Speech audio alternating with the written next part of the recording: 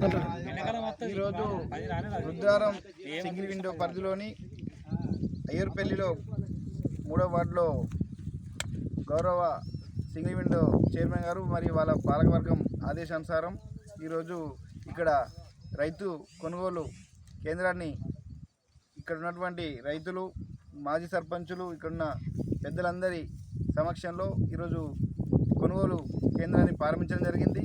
మరి రైతు మద్దతు ధర ఈ ఏడు ఏ గ్రేడ్కు 1888, మరి బి గ్రేడ్కు 1868 చొప్పున కేటాయించడం జరిగింది.